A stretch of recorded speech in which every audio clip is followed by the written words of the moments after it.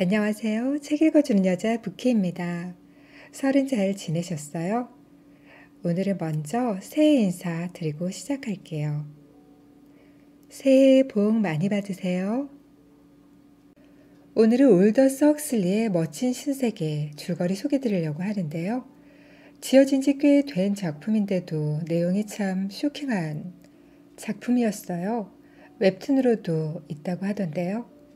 줄거리 소개드리도록 하겠습니다. 낮은 잿빛 건물.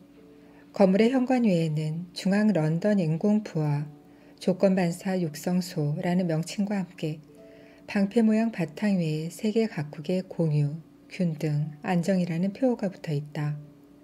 유리창문 밖은 뚜렷한 여름인데도 건물 안은 을씨년스럽기 짝이 없었다. 이곳은 인공부와 조건반사 육성소 소장이 문을 열며 말했다. 수정실입니다. 300명의 수정계원은 모두 그 기구 위에 구부리고 앉아 거의 숨을 쉬지 않는 듯한 침묵을 지키며 열중해 있었다. 아직 점디절문 홍안의 애송이 들인 견습생들은 소장이 뭐라 말할 때마다 열심히 그것을 노트에 받았었는데 최고 권위자로부터 직접 절해받는 이런 기회는 정말 얻기 어려운 특권이었다. 그들은 적어도 그 일을 현명하게 해나가려면 전반적인 이해를 가지고 있어야 하기 때문에 소장은 언제나 견습생들에게 설명하는 것이다. 물론 전반적 지식은 지적 견지에서는 필요악이었다. 도시사회의 지주가 되는 것은 철학자가 아니라 뇌문세공이며 우표를 수집하는 사람인 것이다. 좀 여인 편이긴 했으나 키가 크고 자세가 꼿꼿한 소장은 방 가운데로 들어섰다. 때는 포드, 미국 자동차 왕인 헨리 포드를 말함. 기원전 632년. 그럼 처음부터 시작하지. 이것들이 그가 한쪽 손을 흔들며 말했다. 이것들이 부학이다. 그는 절연된 문을 열고 하나하나 번호를 붙인 시험관 거리의 대여를 견습생들에게 보였다. 이것이 난자의 이번 주 배급량이다. 혈액의 온도에 의해 보존하고 있지. 이와는 반대로 남성 배우자는 그는 다른 문을 열고 말했다. 이것은 37도가 아니라 35도의 온도로 보존해야 해. 체온과 같으면 수정이 불가능하지. 이 수술의 목적은 사회의 이익을 위한 것으로 자발적 신청에 의해 이루어진다. 월급 6개월분의 보너스가 따른다는 것은 내버려 두고서. 수장은 절취된 난소를 산채로 훌륭하게 키우는 기술과 이에 가장 알맞은 온도와 염도와 점도의 문제, 그리고 분리된 성숙한 난자를 보존하는 액체에 대해서도 자세히 설명했다. 그리고 견습생들을 작업대 쪽으로 데리고 가서 앞에서 설명한 액체를 시험관에서 뽑아 이미 따뜻해진 현미경의 슬라이드 위에 한 방울씩 떨어뜨리는 방법과 그 안에 들어있는 난자의 이상 유무 확인, 그리고 그 수를 세어본 후 기공이 많은 그릇에 옮긴 다음 이 그릇을 정충이 자유롭게 헤엄쳐 다니고 있는 따뜻한 수프 상태의 액체에 담그는 것을 보여준다. 10분쯤 후 그릇을 액체 속에서 끄집어내어 내용물을 검사하고 난자가 수정을 하지 않고 있으면 다시 한번 아까의 액체에 담그는데 수정이 될 때까지 몇 번이고 반복한다. 수정한 난자는 다시 부화기로 되돌아가는데 알파와 베타 계급의 경우라면 마침내 병 속에 밀어 넣을 때까지 그대로 부화기 속에 놓아두지만 감마 델타 엡실론의 계급이면 겨우 36시간 후 다시 꺼내어 보카노프스키 법에 따라 처리한다. 보카노프스키 법. 1난에서 1태야. 그리고 그것이 성인이 된다. 이것이 정상인 것이다.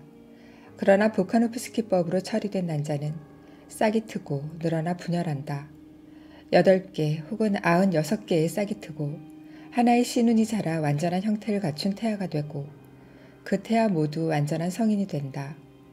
지금까지는 오직 한 사람밖에 태어나지 않았던 경우에 비해 96명이 한꺼번에 태어나는 것이다. 이것이야말로 진보라 할 수 있지 않은가.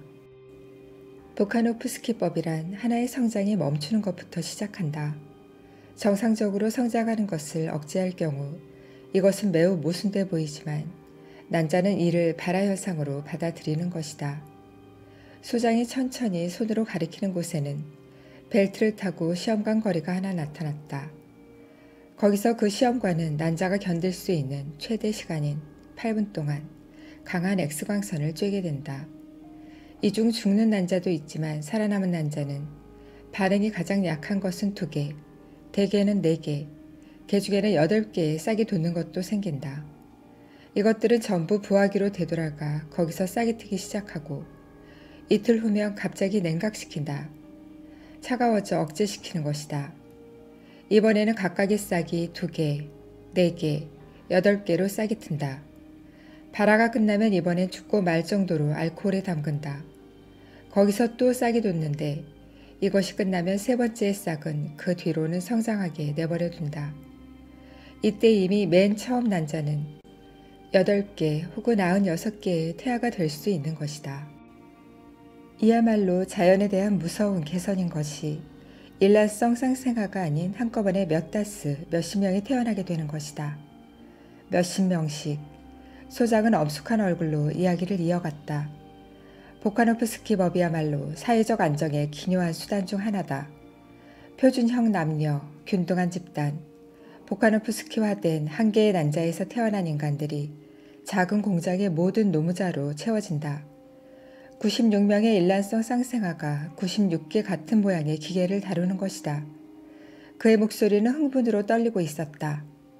자연에 있어서는 200개의 난자가 성장하려면 적어도 30년이 걸리지만 우리들의 작업은 지금 이 순간에 즉시 인구를 안정시키는 데 있는 것이니까 사반세기에 걸쳐 간신히 태어나게 하다니 그것이 대체 무슨 도움이 된단 말인가.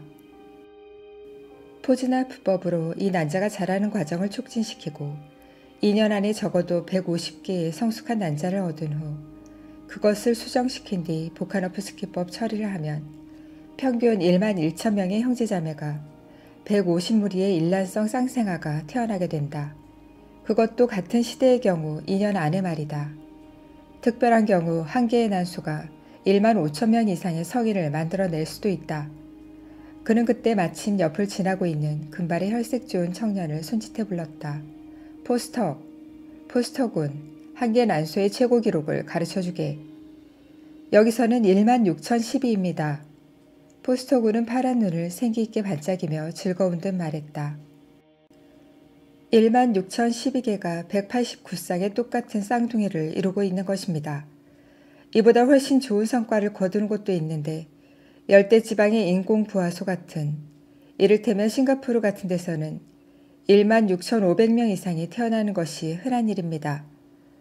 실제로 몬바사, 아프리카에 있는 케냐의 항구에서는 1만 7,000명 목표 달성한 곳도 있는데 아시는 것처럼 흑인의 난소는 뇌하수체의 분비에 강하게 반응을 하기 때문에 유럽의 인종에 비교하면 정말 놀랄만한 일이지요. 하지만 현재 나는 훌륭한 델타 마이너스의 난소와 씨름 중입니다. 이제 18개월밖에 되지 않았지만 이미 1만 2,700명 이상의 아이를 병에서 태어나게 했거나 태아의 상태로 있게 했습니다. 그리고 아직 이 난소는 약해지지 않았습니다. 이제 곧 놈들을 이기고 말겠습니다. 좋아, 바로 그런 자세로 해야지.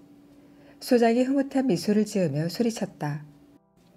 자, 이리 와. 이 젊은이들에게 자네의 전문가적 지식의 은혜를 베풀어 주게나. 포스토그는 겸손히 미소 지으며 답했다. 네, 알겠습니다.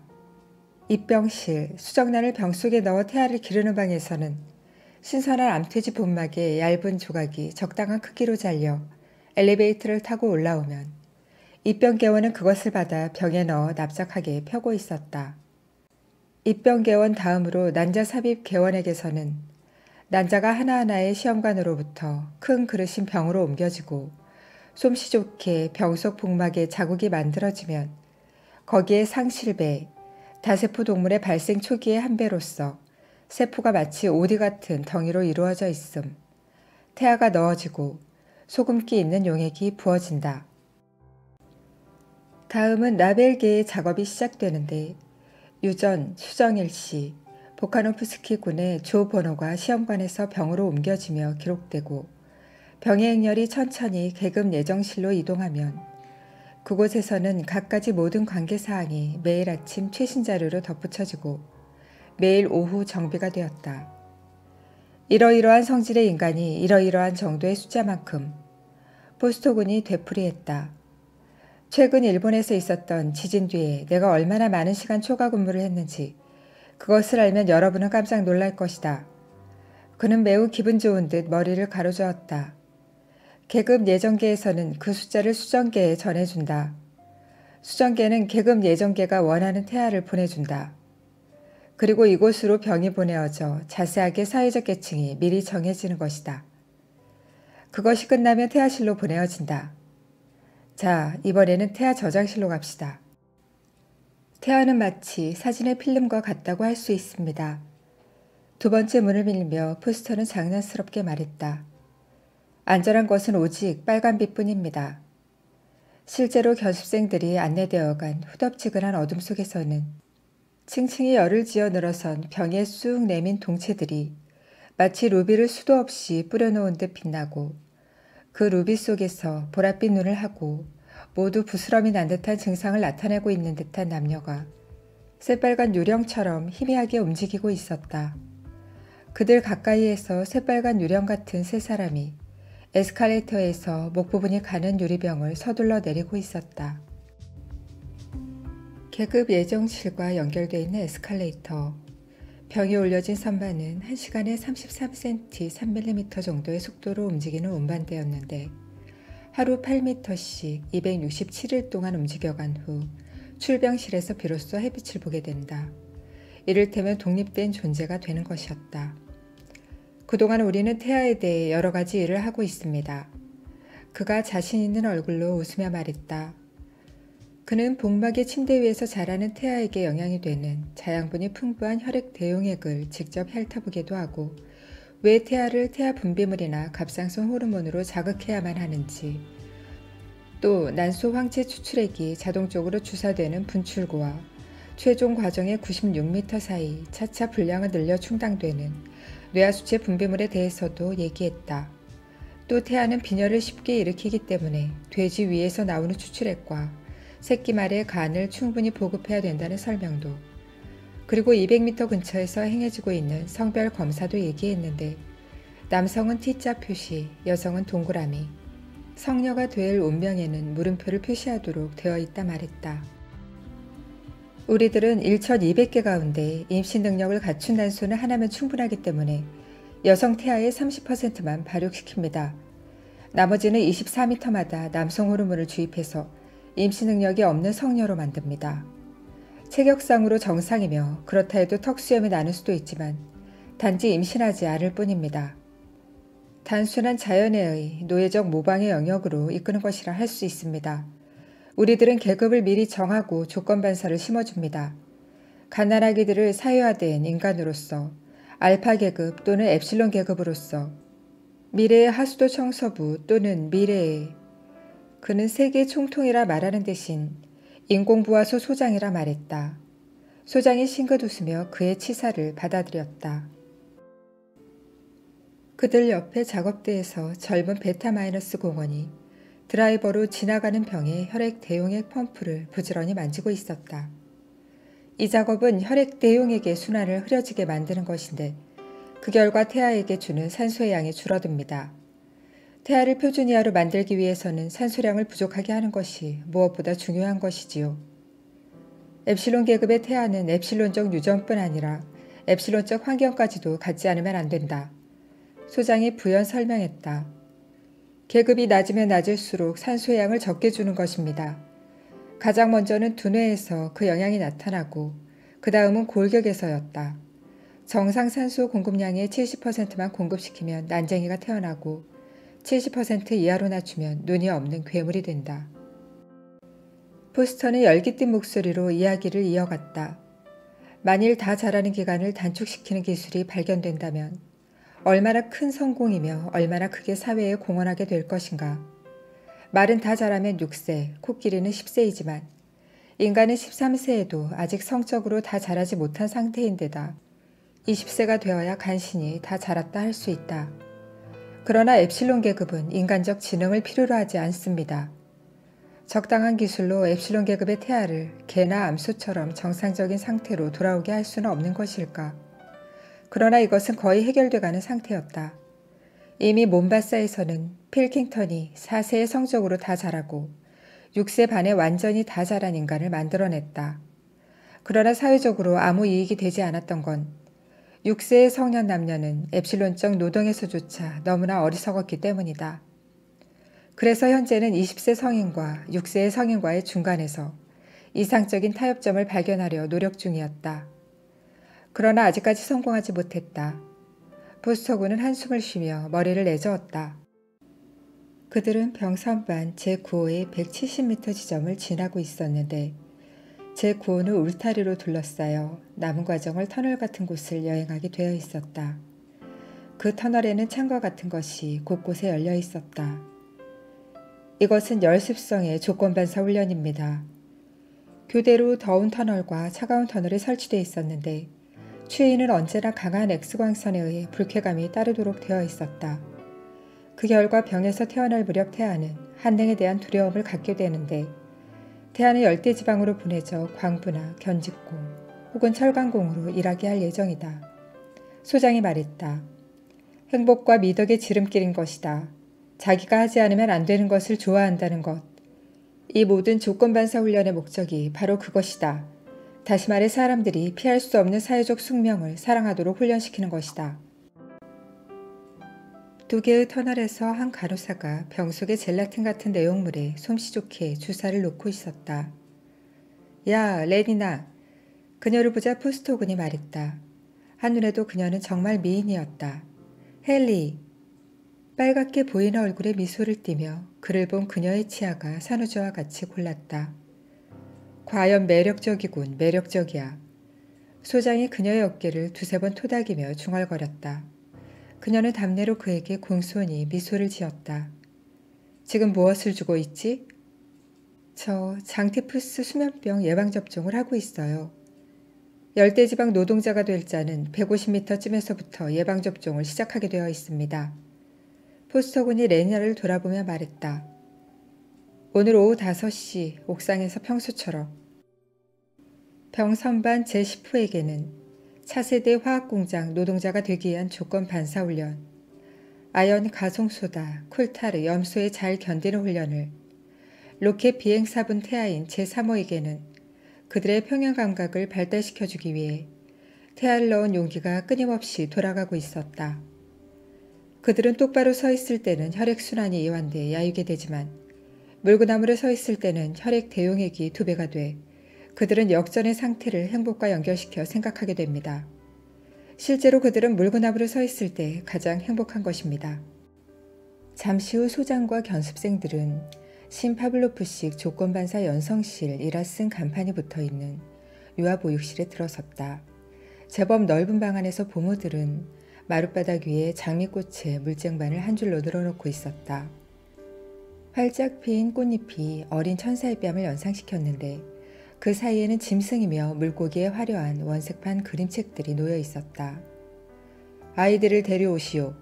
소장의 말이 떨어지자 부모들이 높은 식기 운반차 같은 것을 밀고 들어왔는데 4개의 선반에 8개월 된 아가들이 놓여 있었다. 모두 같은 모습의 갓난아기들은 보카노프스키 그룹이었다. 누구나 카키색 옷, 델타 계급이었으므로 을 입고 있었다. 바닥에 내려진 아이들은 금세 생기도는 장미 꽃다발과 화려한 그림이 그려진 그림책으로 엉금엉금 기어가기 시작했는데 갓난아기들의 대열 속에서 흥분 어린 외침과 목청을 울려 노래하는 듯한 기쁨의 소용돌이가 일었다. 그때였다. 방 저쪽 끝 배전방 가까이 있던 보모의 책임자가 작은 레버를 내리자 갑자기 사이렌의 금속성 날카로운 소리와 경보벨이 미친 듯 울려대고 갓난아기들은 튀어 일어나 소리쳐댔다. 갓난아기들의 얼굴이 공포로 일그러졌다. 이제부터 전기 쇼크를 줘 교훈시키는 거다. 그가 손을 흔들자 보모의 책임자가 2번째 레버를 눌렀고 갓난아기들은 갑자기 외치는 목소리로 바꾸었다. 그들은 미친 것처럼 어쩌면 죽을 듯도 보였다. 갓난아기들의 육체는 꿈틀대다 굳어지기 시작했다. 그 일대 바닥에 전기를 통하게 할 수 있다. 소장이 부모에게 신호를 보내자 모든 것이 끝났다. 그것들에게 다시 꽃과 책을 주시오. 그러나 갓난아기들은 장미꽃과 예쁜 그림책을 보자 무서워서 몸을 움츠타며 더 크게 울어댔다. 잘 보아두라고 소장이 의기양양하게 말했다. 그림책과 소음, 꽃과 전기 쇼크, 이미 갓난아기들의 마음속에는 이러한 결합이 잘 연결된 것이다. 그리고 이와 똑같은 훈련은 200회나 되풀이되면서 갓난아기들이 책이나 꽃에 대해 본능적 증오를 가지고 크게 되도록 만들었다. 옛날 아직 우리들의 포대님이 살아계신 무렵 루벤 라브노비치라는 소년이 있었다. 루벤은 폴란드어를 말하는 두 어버이의 아이였다. 폴란드어가 무엇인지 알고 있겠지? 소장이 견습생들에게 물었다. 과거의 언어입니다. 프랑스어나 독일어와 같은. 그렇다면 어버이는? 모두들 입을 다물고 얼굴을 붉히며 머뭇거렸다. 누군가 용기를 내어 손을 들었다. 인류는 옛날에 어머니의 태내에서 태어난 것입니다. 그렇다. 현재는 갓난아기가 병에서 나오면 태어난다라고 하는 것이다. 소장이 만족하듯 고개를 끄덕이며 말했다. 어머니, 이런 것들은 불쾌한 사실이다. 이미 그것은 알고 있다. 그러나 그렇게 말하면 역사적 사실은 모두 불쾌한 것이다. 그는 이야기를 루벤 소년에게 돌렸다. 어느 날 밤 잠을 자던 루벤 소년에게 갑자기 런던으로부터 방송 프로그램이 들려왔는데 부모가 깜빡 잊고 라디오를 켜둔 채로 깜빡 잊고 만 것이다. 잠에서 깬 루벤은 좀 특이한 노작가 조지 버나드 쇼의 긴 강연을 한마디 한마디 되풀이하고 있었다. 수면학습 또는 히프노파이디아가 발견된 것이다. 수면학습은 포드 기원 214년에 드디어 공식적으로 이용되었다. 수면학습이 지적 교육 수단으로는 적절치 않다는 것을 발견하고는 도덕교육에 이용하기 시작한 것이다. 도덕교육, 그것은 어떠한 경우에도 이성적이어서는 안 된다. 견습생들과 소장은 수면학습실에 도착했다. 어두컴컴한 공동 침실의 벽 쪽을 향해 80개의 침대 안에서는 쎄익쎄익 규칙적인 숨소리가 들려왔는데 부모는 초보적인 계급의식 교육이 이루어지고 있다고 말했다. 조금만 소리를 높여주게나. 델타의 아이들은 카키색 옷을 입고 있다. 아, 싫어. 델타의 아이들과는 놀기 싫다. 게다가 엡실론에 이르러서는 더욱 싫다. 베타 계급으로 태어나기가 얼마나 다행인지 모른다. 알파의 아이들은 쥐색 옷을 입고 있다. 그들은 영리해서 우리들보다 훨씬 열심히 공부한다. 나는 베타로 태어나서 참 다행이다. 알파처럼 공부를 하지 않아도 되니까. 80개의 베개 밑에서 똑같은 그 목소리가 가냘프게 계속 이야기를 하고 있었다. 저 아이들이 잠에서 깨어날 때까지 계속 40~50번이 되풀이된다. 30개월, 매주 3회씩 130회가 반복되는 셈이다. 소장은 의기양양한 기색으로 말했다. 마침내 아이들의 마음은 국가가 수여하는 암시 자체가 되는 것이다. 그건 성인들의 마음이기도 하다. 정원에서는 놀이 시간이었다. 무더운 6월의 햇살 아래 벌거숭이가 된 600~700명의 소녀소녀들이 깔깔거리고 있었다. 소장과 견습생들은 원심식 버블 퍼피 게임을 지켜보고 있었는데 20명의 아이들은 크롬강 탑 주위에 원을 그리며 무리를 이루고 있었다. 게임은 탑 꼭대기 대에 떨어지도록 던져진 공이 탑 안으로 굴러들어가 빠르게 돌고 있는 원반 위로 떨어진 다음 원통에 뚫린 많은 구멍 중 하나로 튀어나온 공을 잡는 것이었다. 이상하군. 포드님 시대에조차 게임이라고 하면 기껏해야 한두 개 공과 막대기와 거기에 아주 작은 네트만 쳐서 놀이를 할 수 있었다는 건 참으로 이상한 일이야. 소비 증대에 아무 도움도 안 되는 게임을 사람들에게 시키다니 어리석게도 말이야. 이제 총통님은 오늘날 행해지는 가장 복잡한 게임과 적어도 같은 만큼의 도구를 필요로 한다는 게 증명되지 않는 이상 새로운 게임은 절대 승인하지 않을 거야. 그는 말을 멈추었다. 저 아이들은 정말 귀엽군. 좁은 풀밭에서는 7살 정도 돼 보이는 사내 아이와 1살쯤 더 위로 보이는 계집아이가 진지한 모습으로 놀고 있었는데 아주 초보적인 섹스 게임을 하고 있는 것이다. 귀엽군. 정말 귀여워. 소장이 감상적으로 되풀이하자 귀엽군요. 견습생들이 공손히 맞장구 쳤다. 그때 갑자기 울부짖는 소리가 들려왔다. 한 부모가 사내아이의 손을 잡고 나타났는데 부모 뒤에는 걱정스러운 표정의 계집아이가 뒤따라왔다. 무슨 일이지? 이 사내 아이가 흔히 하는 섹스게임에 끼어들기가 싫은가 봐요. 그뿐이에요.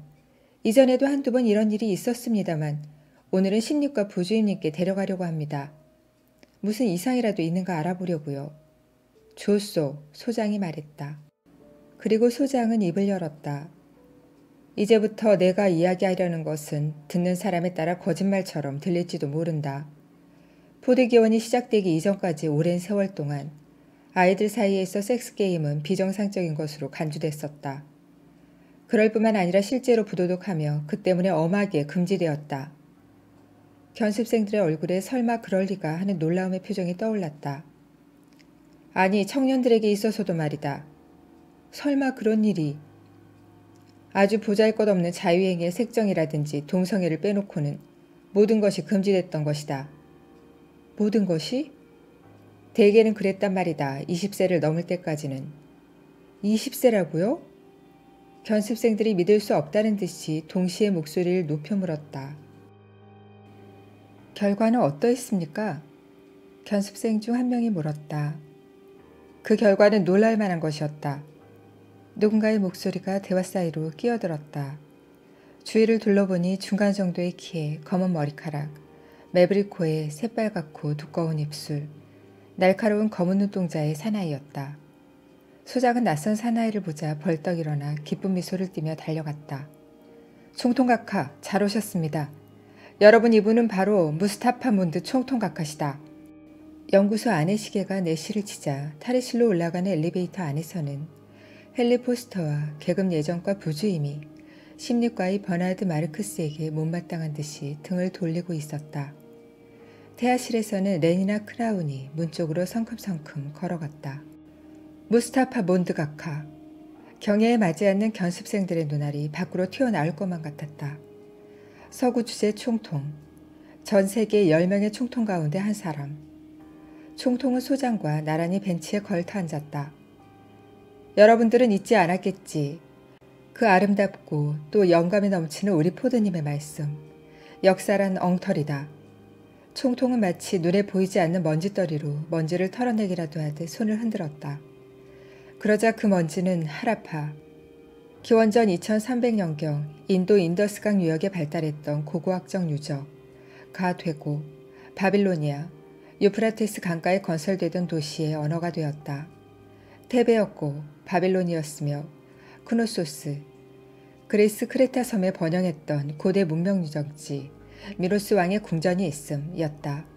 한번 털면 오디세우스가 어디론가 사라지고 주피터며 석가모니며 예수가, 다시 한번 흔들면 아테네, 로마, 예루살렘, 고대 이집트 왕국이라 불리던 더러운 먼지도, 그리스 순환국, 진홍국, 교양국도 단숨에 어디론가 사라졌다.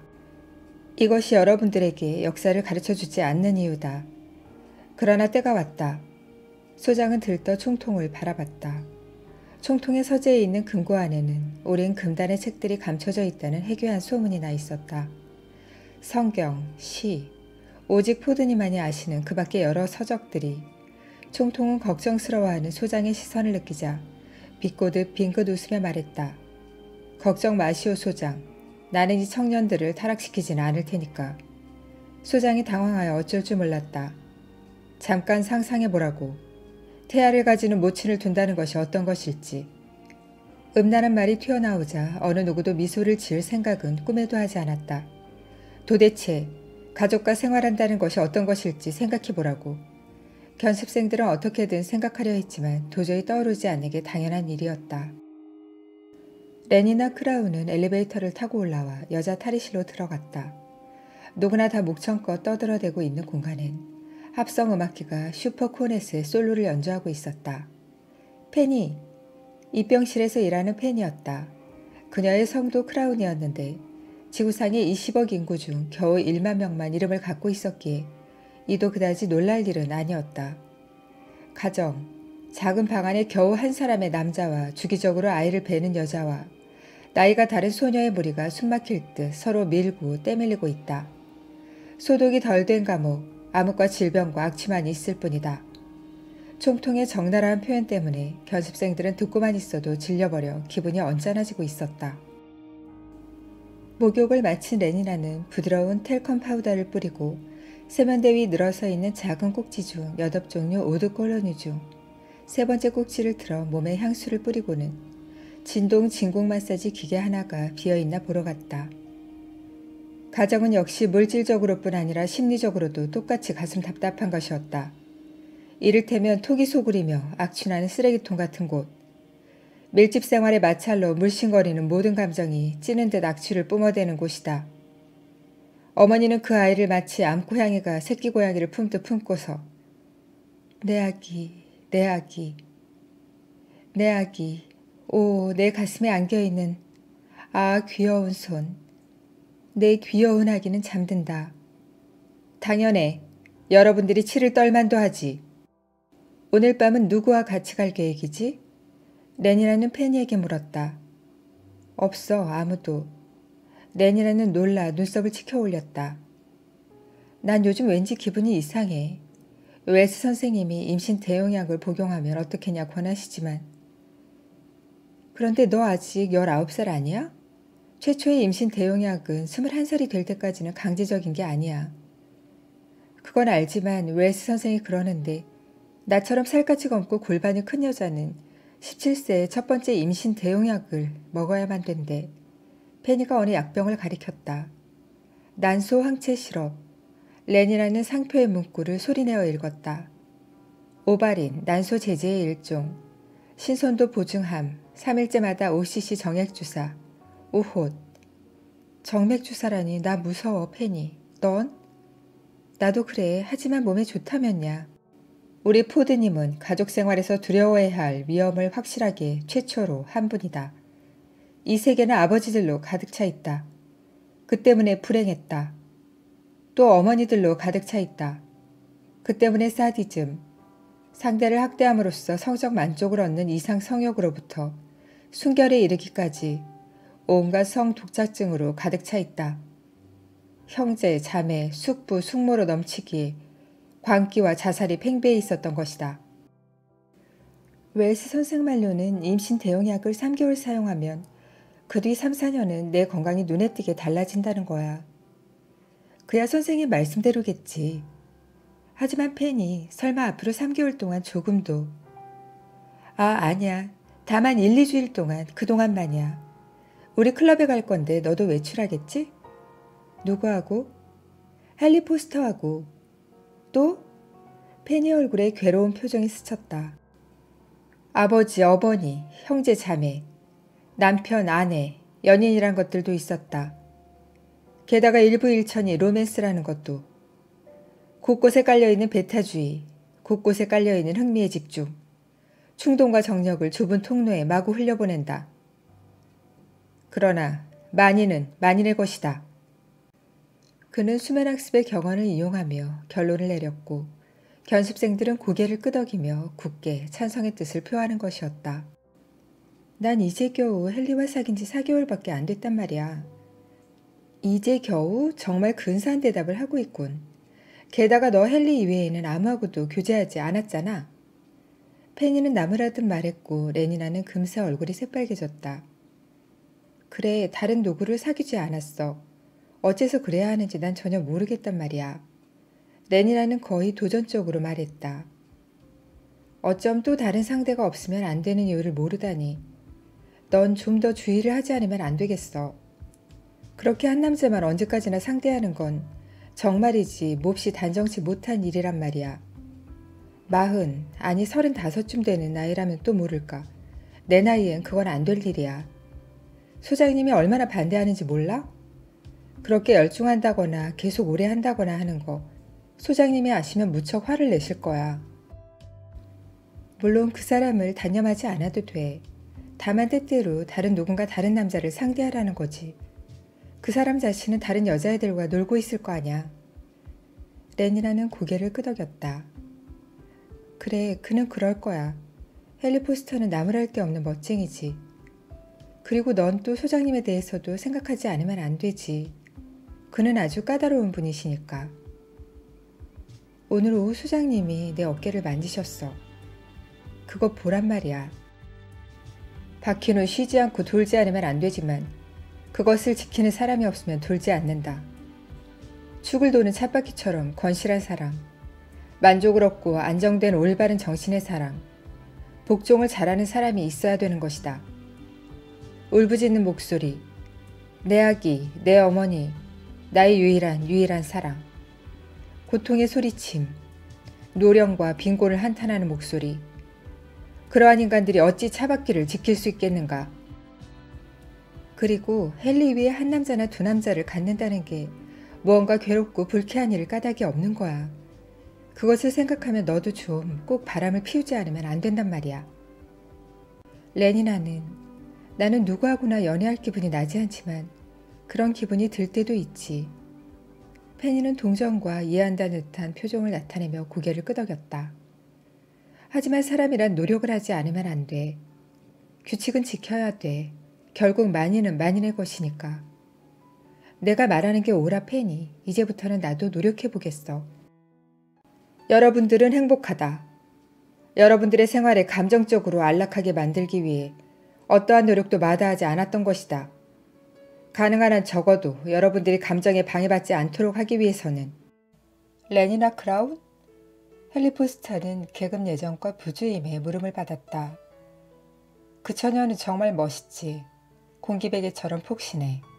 자네가 지금까지 그 처녀를 차지하지 못했다는 사실이 놀랍네. 왜 그런지 모르겠어. 언젠가는 틀림없이 차지하고 말겠어.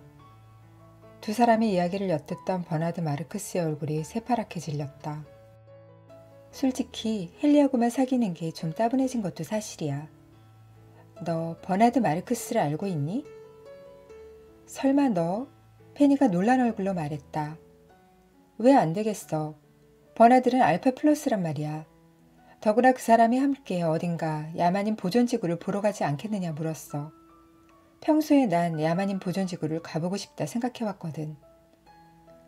하지만 그 사람 평판도 무시할 수 없잖아. 평판 따위가 무슨 상관이야? 그 사람 장애 골프를 싫어한다던데?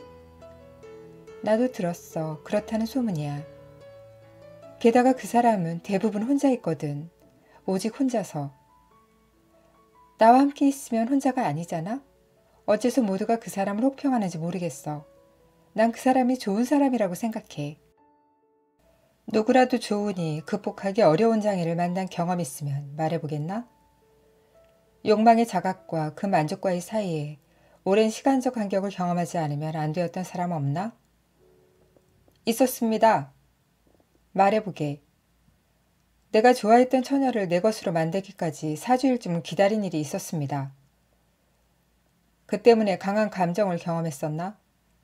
지겨웠습니다. 지겨웠다. 그야 그랬겠지. 우리들의 선조는 바보였다. 그래서 최초의 개혁자들이 그런 지겨운 감정에서 구해주려 했을 때 그러한 개혁자들을 상대하려고 하지 않았던 것이다. 그 여자를 마치 한 조각 고기와 같이 얘기하더니 버나드는 이를 갈았다. 그래야지. 정말 그 여자를 시도해보게나. 헨리 포스터가 말했다. 체외 생식의 기술을 키치너와 카와구치가 고안했을 때 정부는 그것을 고려하지 않았어. 그리스도교란 것이 존재했던 거야.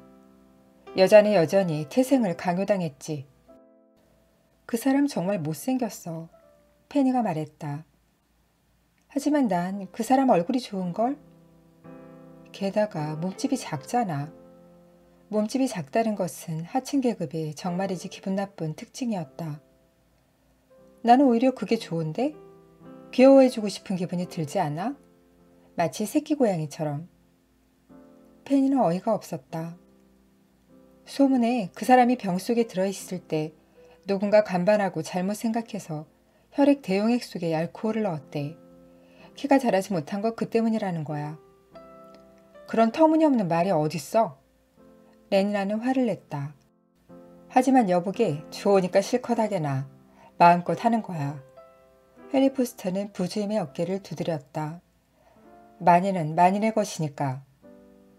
4년 동안 매주 사흘밤 100회씩 반복하는 거라고 버나드 마르크스는 생각했다. 그는 수면학습의 전문가이다. 62,400회의 반복으로 진리 하나가 완성된다. 이 바보들아. 수면학습은 영국에서 금지되었다. 영국에는 자유주의라는 것이 있었던 거야. 의회의 반대 법안이 통과됐지. 무능하고 또한 불행하기만 한 자유이다. 신분제도 또한 마찬가지였다. 끊임없이 규제되고 끊임없이 결정이 거부되었지. 인간이 마치 물리화학적 평등 이상의 그 무엇이기나 한 것처럼. 나는 그 사람의 초대를 받아들일 거야. 버나드는 그들이 미웠다. 그러나 그들은 둘이었고 자신보다 몸집도 크고 강했다. 9년 전쟁이 포드기원 141년에 시작되었다. 설령 그 사람의 혈액 대용액에 알코올이 섞였다는 소문이 사실이라 할지라도 결코 난 그런 소문은 믿지 않아. 레니나가 잘라 말했다.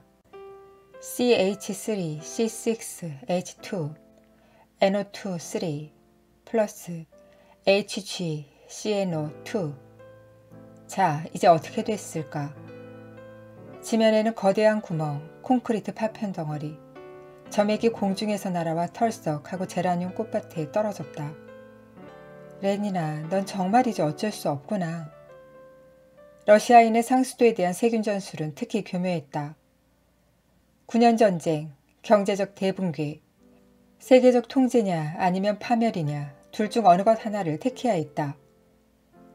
페니 크라운도 괜찮은 처녀야. 부주임이 말했다. 자유주의는 물론 비탈저균, 급성 전염병원균 때문에 죽어 없어졌지만 그러나 역시 강제에 의해 일을 할 수는 없었다. 육아실에서는 계급의식 교육의 초보가 끝나고 미래의 수요를 미래의 공업 생산고에 적응시킨다는 이야기 소리가 들려왔다. 나는 하늘을 나는 것을 좋아합니다.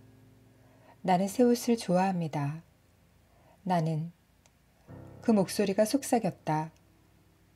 하지만 해진 옷은 싫단 말이야. 우리는 해진 옷은 언제나 버리지. 고쳐 입는 것보다 버리는 것이 좋아. 한 바늘마다 재산이 줄어든다. 본디 통치란 앉아서 하는 일이지. 이전에는 강제 소비 제도라는 것이 있었다. 남자도 여자도 아이도 1년 동안에 얼마씩 하는 식으로 강제적 소비가 권장되었다. 그 유일한 결과는 대규모적 양심적 반항이었다. 어떠한 것도 소비해서는 안 된다. 자연으로 돌아가라. 경작으로 돌아가라. 가만히 앉아 책을 읽고 있으면 많은 것을 소비할 수 없기 때문이지. 800명의 생활 간소화주의자가 골더 스크린에서 기관총을 맞고 쓰러졌다. 고쳐 입는 것보다는 버리는 것이 좋아. 고쳐 입는 것보다는 버리는 것이 좋아. 얼마 뒤 유명한 대형 박물관 대학살이 시작되었다. 2,000명의 경작 팬들이 황화 디클로레에틸의 독가스에 희생당했던 것이다. 마침내 총통들은 폭력이 전혀 이롭지 않다는 사실을 깨달았다. 훨씬 확실한 체외 증식, 신파블로프식 조건반사 훈련, 수면학습, 그러한 방법들이 천천히. 암녹색 화학섬유로 되어 있는 우도스를 입은 레니나는 허리에 은으로 장식된 초록색 인조 모로코 가죽의 피임약대를 두르고 있는데 배급받은 피임약으로 그 띠가 불룩했다. 피치너와 가우크치의 발견들을 마침내 이용하게 되었다. 태생 증식에 반대하는 강한 선전이 더할 나위 없이. 더구나 이건 얼마나 멋진 멜서스 벨트. 영국의 경제학자 멜서스는 인구 증가 억제를 주장한 인구론의 저자인데 그의 이름을 붙인 피임약 허리띠라는 뜻. 멜서스 벨트인가. 그것에 뒤이어 과거 말살운동이 일어나 박물관은 문을 닫고 역사적 기념물은 폭파되었으며 포드기원 150년 전에 발행된 모든 서적이 탄압되었다.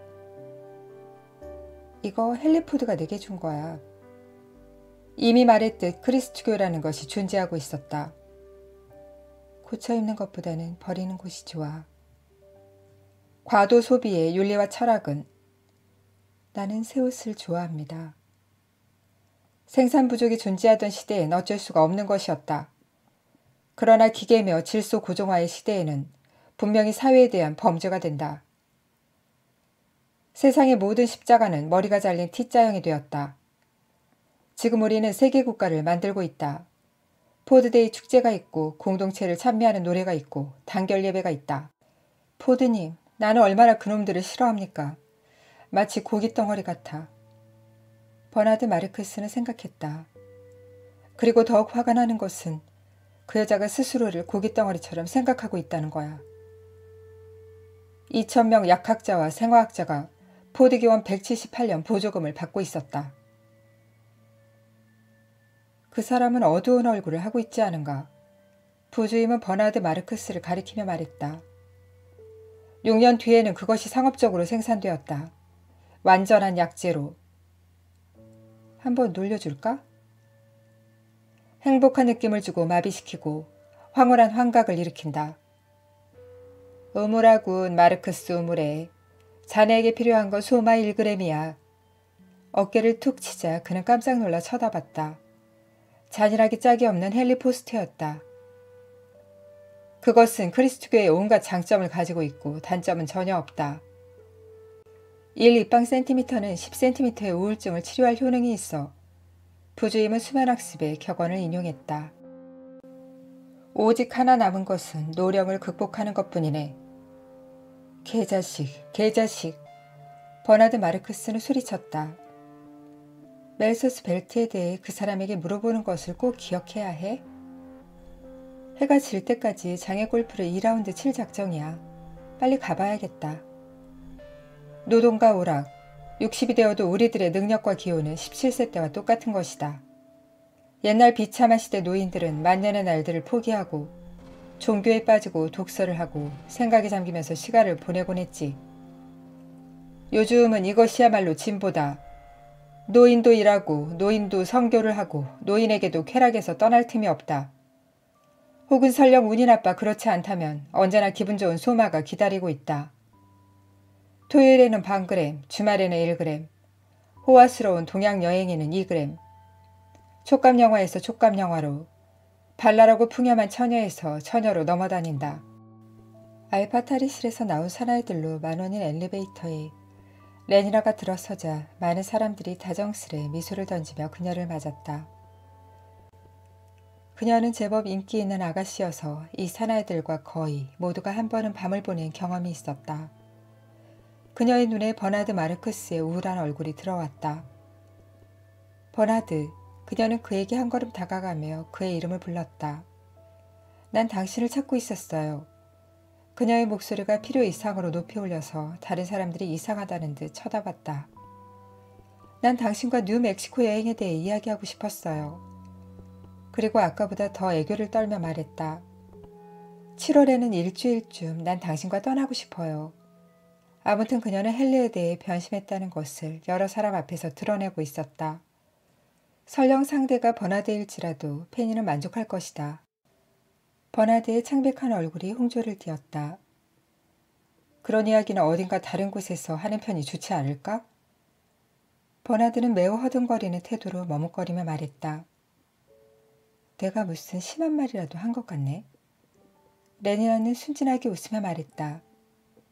당신은 참 우스운 분이군요. 그녀는 정말 버나드가 우습다고 생각하며 말했다.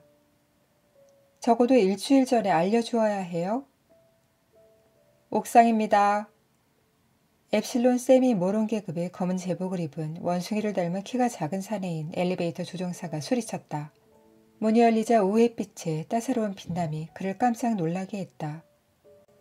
아, 옥상이에요. 그는 황홀해진 목소리로 되풀이했지만 엘리베이터 천장의 스피커에서 흘러나오는 내려가라, 내려가라, 18층으로 내려가라 명령을 듣자 우물속 같은 어두컴컴한 속으로 자신의 상습적인 혼미 상태에 어두컴컴한 속으로 급히 내려갔다. 하늘을 바라보고 지평선을 바라보다 겨우 눈길을 애니라에게 돌린 버나드는 아름답군 떨리는 목소리로 말했다. 장애 골프를 치기 적당한 날씨예요. 버나드 나는 빨리 가야 해요. 헨리는 조금만 늦어도 몹시 짜증을 내거든요. 빨리 좋은 일정을 짜서 알려주세요. 손을 흔들며 그녀는 멀어져 갔다. 굉장히 귀여운데?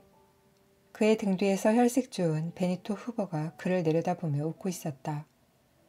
그는 소마 같은 것에는 손도 대지 않고 살아왔을 거라 여겨졌다. 다른 사람들은 불쾌함으로부터 벗어나기 위해 소마를 복용하지만 그는 그런 괴로움을 겪을 일이 결코 없었다. 자네 침울해 보이는군. 자네에게 필요한 것은 1g의 소마야. 버나드는 갑자기 돌아서서 달아났다. 베니토는 그를 멍하니 쳐다봤다. 그의 혈액대 용액에 알코올이 섞였다는 소문이 정말이구나. 머리를 다친 게 틀림없어. 그는 소마병을 넣고 성호르몬 껌을 한 개 꺼내 질겅거리며 경납고 쪽으로 걸어갔다. 헨리 포스터는 헬리콥터를 경납고에서 끌어내어 조정석에 앉아 레니나를 기다리고 있었다. 4분 늦었어. 레니나를 보자 말하며 그는 시동을 걸고 헬리콥터를 조정하기 시작했다. 레니나는 두 다리 사이의 바닥창으로 밑을 내려다보고 있었다. 헬리콥터는 중앙 런던 주변 6m 폭의 그린벨트 위를 날고 있었는데 조그맣게 보이는 사람들이 녹지 위에서 구더기처럼 스멀거렸다. 원심식 버블 퍼피 경기탑이 보이고 세퍼스 부시 근처에는 2,000명의 베타 마이너스가 리만 평면식 테니스를 믹스 더블로 치고 있었다. 카키색은 정말 싫은 색깔이에요. 레니나는 그녀 자신의 계급의 수면학습적 편견을 내뱉듯 말했다. 브래드퍼드에서는 텔레비전 회사의 공장이 하나의 작은 도시처럼 보였다. 엽록색 감마계급 여자들과 검은색 세미모른 계급들이 진드물이나 개미처럼 모노레일을 타기 위해 입구에 몰려 있었다. 오디 빛깔의 베타 마이너스가 그 군중 속을 지나고 있었다. 정말 간마로 태어나지 않길 잘했어요. 레니나가 말했다. 그들은 10분 뒤 스토크 포지스에 도착하여 장애 골프 1라운드를 돌기 시작했다. 버나드는 무엇인가 쫓기듯 급한 걸음으로 옥상을 가로질러 갔다. 그는 레니나가 승낙에 대답을 했음에도 여전히 비참했다. 그녀는 장애 골프 치기 좋은 날씨라며 헨리 포스터에게 달려갔고 그가 사람들 앞에서 입 밖에 내기 꺼리는 은밀한 얘기를 하며 재미있어 있기에 비참한 것이다. 레니나가 건강하고 도덕적인 영국 여자가 하는 행동을 했다는 것이 그를 비참하게 만들었다. 그는 경납고 문을 열고 베타 마이너스 시종꾼들에게 전용기를 옥상으로 끌어내도록 지시했다. 경납고 종업원은 포카노프스키 그룹에 속했기에 똑같은 작은 체구에 피부가 검은 쌍둥이로 흉한 모습이었다. 버나드는 자신의 우월성을 확신할 수 없는 인간들이 갖는 엄격하고 오만하며 화가 난 듯한 말투로 재촉하며 명령했다. 버나드의 체격은 감마 계급의 평균보다 높지 않았다. 그는 알파 계급 평균보다 7cm나 작고 그에 비례해 몸집도 호리호리해 하층 계급을 만날 때면 늘 이 육체적 결함을 느끼곤 했다. 그는 델타의 얼굴을 아래로 내려다보지 못하고 수평으로 바라볼 때마다 수모를 당하는 듯한 느낌이었는데 이는 감마나 델타나 엡실론도 사회적 우월성을 신체의 크기와 결부에서 생각하는 습성이 있었으며 이러한 수면학습적 편견이 널리 퍼져 있었기 때문이었다. 버나드가 매력을 느껴 다가간 여자들로부터 웃음을 사고 남자 동료들로부터 놀림을 당하곤 하는 이유였다. 기체에 오른 그는 런던 플리트가의 선전 빌딩으로 갔다. 미스터 헬름홀츠에게 전화를 걸어 미스터 버나드 마르크스가 옥상에서 기다린다고 전해줘. 그는 감마 플러스 계급 푸터에게 명령했다. 헬름홀츠 왓스는 제법 늠름한 몸집에 힘이 좋고 씩씩해서 그의 여비서가 언제나 지치지 않고 말하듯 머리끝에서부터 발끝까지 100%의 알파 플러스였다. 정서과학대학 창작부에서 강의를 하는 그는 상층 계급용 신문 라디오 15의 정기기고가로 촉각영화의 시나리오를 쓰고 표어나 수면학습용 시구를 만들 때 훌륭한 솜씨를 보이곤 했다. 정말 유능하군. 잘못하다가는 지나치게 유능한 것인지도 모르겠어. 그의 상사들은 평했다. 그들의 말이 옳았다. 버나드 마르크스가 육체적 결함으로 인해 생긴 것과 비슷한 효과를 헬름홀츠 왓스는 과도한 지력 때문에 얻고 있었다. 버나드 마르크스가 골격과 근육이 지나치게 빈약해 동료로부터 홀로 남고 그 고독감이 정신적 허탈이 되어 한층 깊은 고립의 원인이 되었다면 헬름홀츠는 자기는 다른 누구가 아닌 자기이며 정말 고독한 것은 그의 뛰어난 재능이었고 이 두 사나이의 공통점은 그들이 각자의 개인성을 스스로 깨닫고 있다는 것이었다. 에스컬레이터식 테니스 선수로서 왕성한 호색과 겨우 4년 동안 640명의 처녀와 관계를 맺었다는 소문이었다.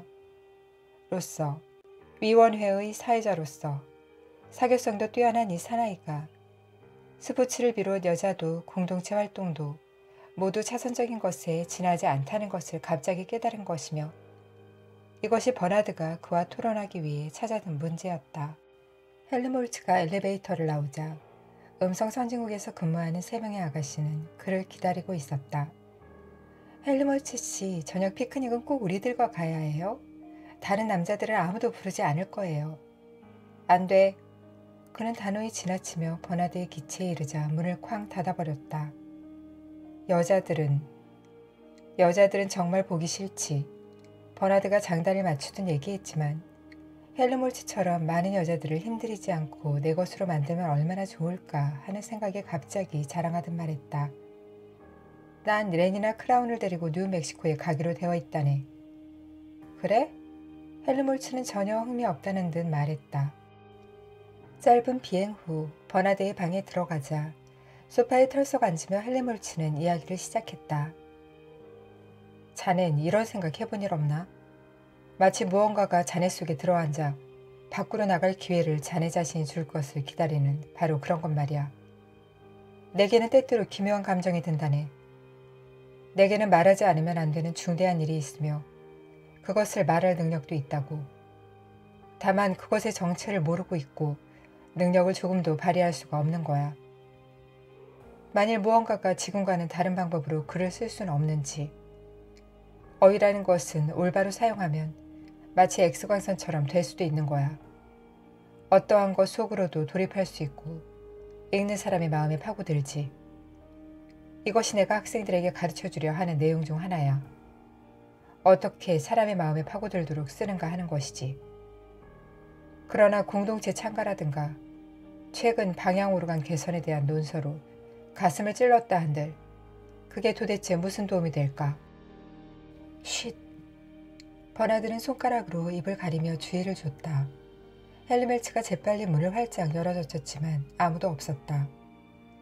미안하네. 나는 좀 신경이 예민해져서 말이야. 요즘 내가 어떻게 견뎠는지 자네가 알아준다면. 버나드는 거의 눈물을 흘릴 것처럼 말했다. 헬르몰츠 와스는 무언가 불쾌한 느낌으로 이야기를 들었다. 가엾은 버나드. 그는 친구를 위해 부끄러운 생각이 들었다. 버나드가 좀 더 긍지를 보여주기를 바랐다. 8시가 되자 햇살은 이미 기울고 있었다. 레니나와 헨리는 게임을 멈추고 클럽 쪽으로 돌아와 기체에 올라 출발했다. 하층 계급의 골퍼들은 그들의 전용 코스에서 수도까지 경쾌한 모노레일을 탔다. 그들의 열차를 따라가던 시선은 화장터의 커다란 건물에 멈추었다. 저 굴뚝 주위에는 어째서 저런 발코니 같은 게 달려있는 걸까요? 레니나가 물었다. 인의 재생, 헨리가 소리쳤다. 옛날에는 한 번 화장 때마다 인산이 밖으로 사라졌지만 이제는 98%를 회수할 수 있지. 어른 시체 한 구당 1kg 반 이상. 해마다 영국에서 산출되는 400톤의 인은 대부분 그렇게 생산되는 거야. 우리들이 죽은 후에 이 세상에 도움을 줄 수 있으니 훌륭한 일이지. 이는 식물의 성장을 도와주니까. 하지만 알파나 베타가 저 아래 보이는 더럽고 작은 감마나 델타나 엡실론처럼 식물의 성장에 도움이 된다니 기분이 이상해요. 물리화학적으로 말하면 모든 인간은 평등하니까. 더구나 엡실론의 경우에도 필요 불가결의 역할을 다하고 있지. 엡실론은 자기가 엡실론이라는 것을 별로 신경 쓰지 않는 것 같아요. 물론이지 다른 무엇일 수 있다는 것이 어떠한 것인지를 모르는 상태이기 때문이지. 물론 우리들이라면 섭섭하게 생각할 테지. 우리들이 그들과는 달리 조건 교양 교육을 받았기 때문이지. 난 엡실론이 아니어서 얼마나 다행인지 몰라요. 그럼에도 불구하고 엡실론이었다면 헨리가 말했다. 역시 당신이 베타나 알파가 아니었다는 것을 감사하도록 조건 반사 교육을 받았을 거야. 아무튼 우리는 한 가지는 확신할 수 있어. 누구든 모든 인간은 행복하다는 거. 그래요. 지금은 누구나 모두 행복해요. 레니나가 그대로 되풀이해 말했다. 그들은 12년 동안 매일 밤 그 말을 150번씩 되풀이해 들어왔던 것이다. 그들은 웨스트민스터의 40층 건물인 헨리의 아파트 옥상에 도착해 식당으로 내려가 동료들에 둘러싸여 맛있는 식사를 했다. 후식으로 커피와 함께 소마가 나왔다. 레니나는 반그램정 2개를, 헨리는 3개를 먹었다. 9시 20분이 지나자 그들은 최근 개업한 웨스트민스터 성당 카바레에 갔다. 구름도 없고 달도 보이지 않는 별뿐인 밤이었지만 레니나와 헨리는 그것을 느끼지 못했다. 카바레 안에서는 16명의 색소폰 연주자들이 흘러간 노래를 연주했다. 이 세상 어디를 가보아도 내가 들어있던 병처럼 소중한 곳은 없네. 나의 병, 내가 늘 바라는 그대여. 나의 병, 나는 왜 나왔을까? 그것은 끝없이 다정한 소마유일의 세계였다. 누구나 빼어난 미나 미녀들이었으며 얼마나 친절하고 얼마나 즐겁게 잘 노는지. 레니나와 헨리는 지금 그 자리에서 그 병 속에 있는 것이다. 합성 음악장치에서 부드러운 멜서스 블루스의 최신곡을 연주하자 그들 2사람은 마치 병 속의 혈액대용에게 떠서 대양의 파도를 탄 듯 조용히 함께 흔들리는 쌍둥이의 태아처럼 보였다. 카바레가 끝나기 반시간 전에도 다시 한번 소마를 먹은 2사람은 아직도 병 속에 있는 기분으로 헨리의 방으로 갔다. 1g의 소마를 다시 한번 먹은 레니나는 마치 병 속에 있는 기분임에도 불구하고 규칙적으로 정해진 피임의 조치를 취했다. 페니 크라운이 당신이 내게 준 그 사랑스러운 인조 모로코 가죽의 피임약들을 어디서 구했는지 알고 싶어 해요. 레니나가 목욕탕에서 나오며 말했다. 2주일에 한 번의 목요일은 버나드의 단결 예배일이었다. 버나드는 식사 후 친구와 헤어지고 조종사를 불러 헬리콥터를 타고 포드슨 공동체 창가 성당으로 갈 것을 지시했다. 눈 아래 거대한 성당의 아름다운 모습이 들어왔다. 헬리콥터 발착장 4귀퉁이에는 거대한 T자가 붉게 반짝이고 있었다. 지각을 했군. 성당 시계에 빅 헨리가 시간을 알려왔다. 모든 금빛 나팔이 포드, 포드, 포드 9번 되풀이됐다. 당신은 오늘 오후 무슨 게임을 하셨어요? 왼쪽의 아가씨가 그에게 물었다. 장애 골프를 아니면 전자 골프를 하셨어요. 버나드는 그녀의 얼굴을 보고 포드님 맙소사, 그것은 모가나 로스차일드였다. 얼굴을 붉히며 아무것도 하지 않았다 고백했다. 그녀는 놀라 쳐다보더니 보란듯이 얼굴을 돌리고 왼쪽에 보다 스포츠맨다운 사나이에게 말을 건넸다. 단결주의 예배를 치고 근사한 시작이군. 버나드는 또다시 그들과 어울릴 수 없는 게 아닌가 하고 걱정이 되었다. 모두가 참석하자 단결주의 서클은 완전해진 것이 되었다. 남자, 여자, 남자. 끊임없이 번갈아가며 테이블을 가운데 두고 원을 만들고 있었다. 12명의 인간이 한 사람이 되고자 한다. 서로 뭉치고 녹아들어 12의 개성이 그 모습을 지워버릴 수 있는 기회를 기다리고 있었던 것이다. 회장은 일어나 T자를 그은 후 합성음악에 스위치를 넣자 단결주의 창가의 첫 번째 곡이 넘치도록 연주되었다. 식탁 중앙에는 소마가 놓여 있었고 신앙의 표시로 스트로베리 아이스크림 소마의 거룩한 잔이 모두에게 나누어졌다. 포드님이시여 우리 12사람을 하나로 만들어 주옵소서. 그 반짝반짝 반짝이는 자동차처럼 빠르게 우리들을 다 같이 함께 달리게 해 주시옵소서. 기도하는 듯한 12절의 가사 그리고 다시 한번 성배를 한순배한다. 제2 단결주의 창가를 불렀다. 오소서 보다 위대한 분이시여 사회의 벗이여 우리 12를 하나로 뭉치게 하소서. 이것도 12절이었다. 서서히 소마의 효력이 나타나기 시작했다. 모두의 뺨은 불그물해졌고 모두의 눈이 빛났다. 버나드조차 술에 취한 기분이 되어 모가나 로스차일드가 이곳을 바라보며 삥긋 웃자 가능하면 마주 웃어주려 했다. 그러나 그 눈썹, 2개가 하나로 이어지는 그녀의 눈썹이 아직 거기에 있다. 아무리 노력해도 못 본 채 지나칠 수가 없었다. 다가오는 강림을 위해 건배합시다. 그녀가 높은 소리로 말하며 잔을 버나드에게 넘겨주었다. 그는 강림이 다가오고 있는 것을 굳게 믿으려는 듯 진지해지려 노력을 되풀이했지만 여전히 그 눈썹이 그를 괴롭혀 집중이 되질 않았다. 한순배의 성배가 끝나자 제3단결주의 창가를 노래했다. 노랫소리는 더욱 흥분되었고 포드님, 그들의 눈에 눈물이 어렸다. 그들은 융합되어 가고 있었다. 보다 위대한 그분의 발이 계단을 밟으셨다. 나는 그분의 발소리를 듣고 있습니다. 모가나 로스차일드가 소리쳤다. 아, 오신다. 보카노프스키가 소리쳤다. 버나드는 자기도 무언가 하지 않으면 안 될 때라 생각하고 뛰어일어나 소리쳤다. 나도 그분의 발소리가 들립니다. 그러나 그것은 거짓이었다. 그에게는 아무 소리도 들리지 않았고 아무도 찾아오고 있지 않았던 것이다. 모두는 빙글빙글 원을 그리고 춤을 추며 나아갔다. 모두들 앞사람의 엉덩이에 손을 대고 빙글빙글 돌아간다. 음악에 맞추어 발을 구르면서 앞사람의 엉덩이를 손으로 때려가면서 나는 들립니다. 그분이 오시는 소리가 들립니다. 얼씨구 절씨구 포도와 활락이여.